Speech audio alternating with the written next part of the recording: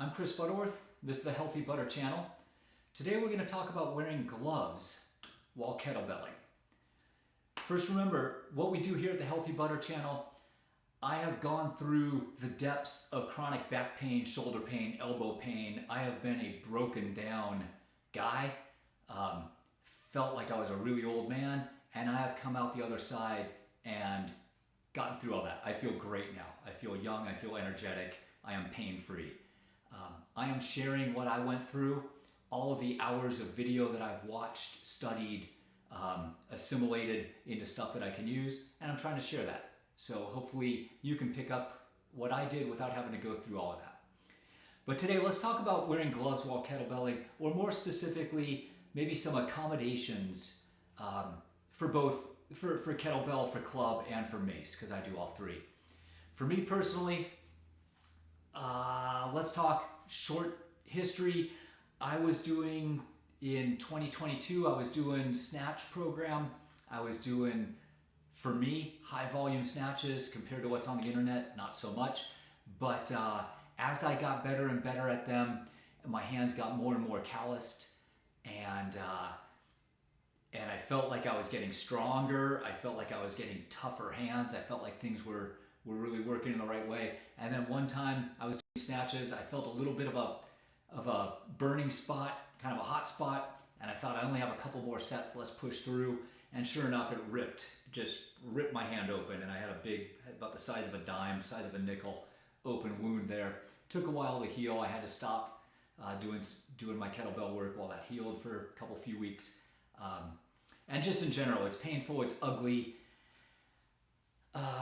If you look online when you start getting into kettlebelling and you start looking for how-tos, you look for forums, you look for what else is going on, there's a big percent of the population out there that thinks of it in terms of manliness. You got to be tough, your hands have to get tough, manly men don't use gloves.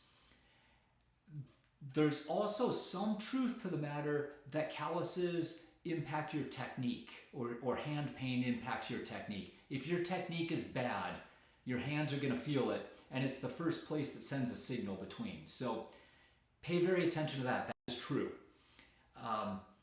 However, once you take a step past that, I'm in my mid-50s. I have a white-collar job. I work at a desk all day. I do not need to have the hands of a steel worker.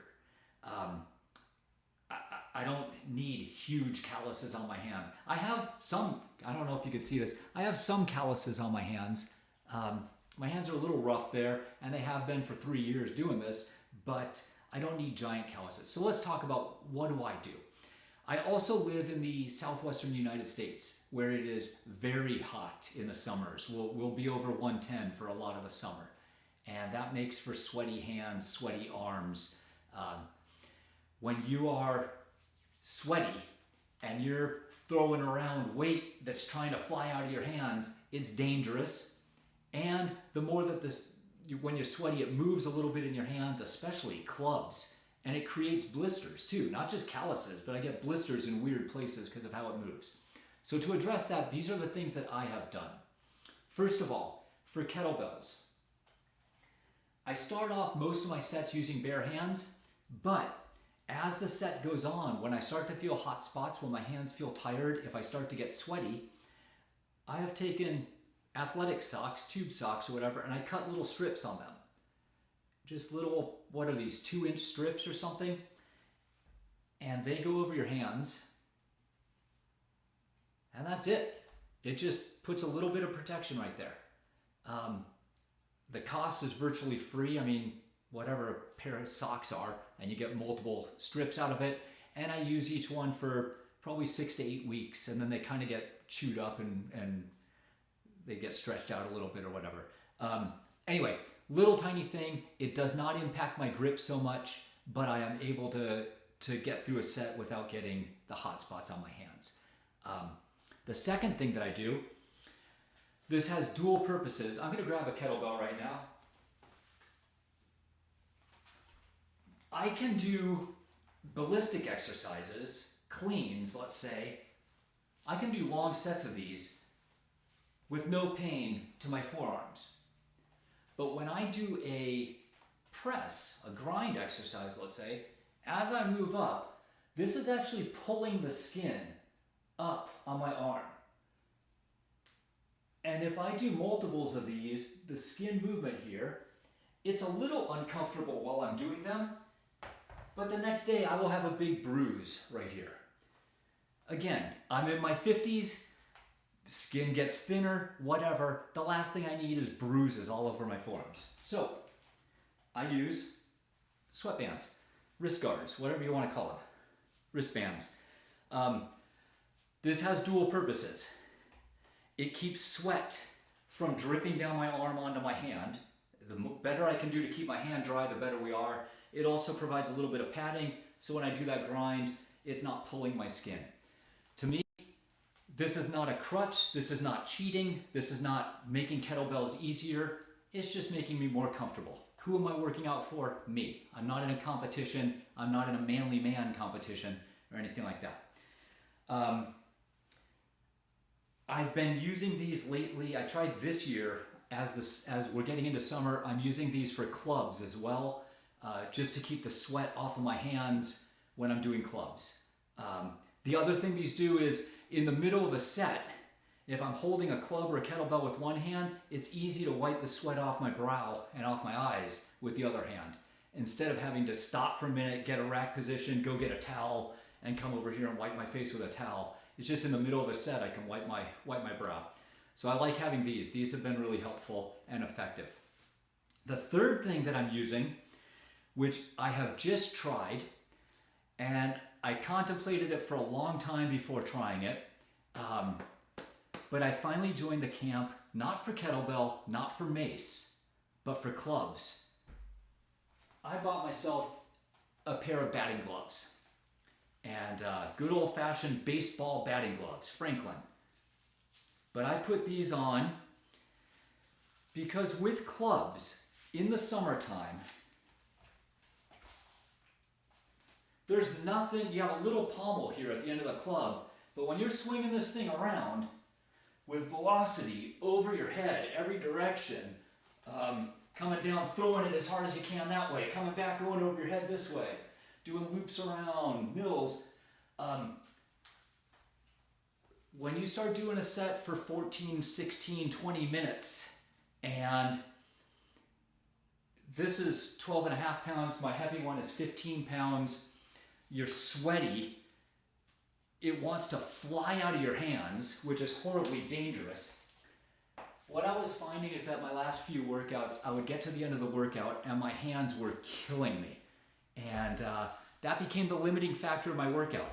My hands were cramping, I was getting weird blisters in weird places, and it was actually dangerous. I was worried about each part of the thing. So I've tried that. I've now done 2 workouts with those gloves.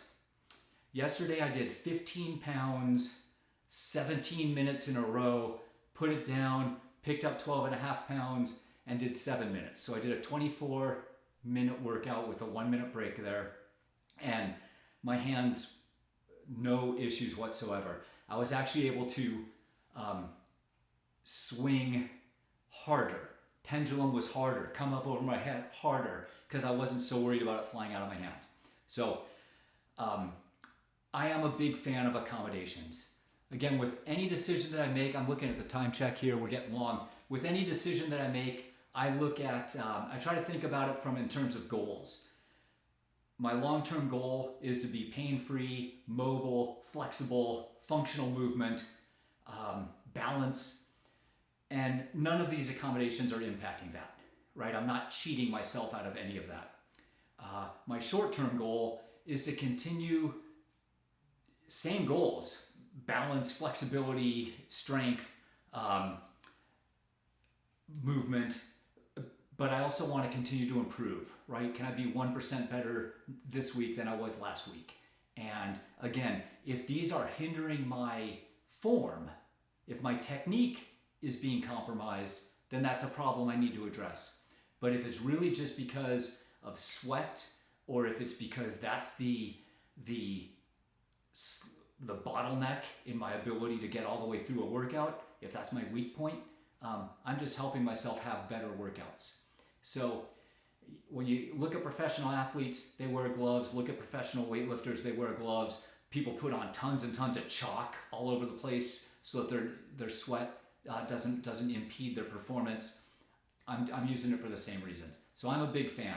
If you find that you need to make accommodations, make accommodations. Don't try to be so manly that your workouts suffer, that you injure yourself, that you throw something out of your hand, or that your progress doesn't go as good because your hands are the limiting factor. So that's all I have to say about that. I hope this helps you make your decision. I remind everybody this is a one-take video. We hit record, we talk about some stuff, and it goes right up to YouTube, warts and all. So yeah, I probably forgot something. I probably babbled too long on something. It's the best I can do. I hope you appreciate it. I appreciate you watching, taking a minute to go through this with me. And hopefully we continue to get better. Day after day, week after week, year after year. Let's get better. Thanks a lot. Have a good day.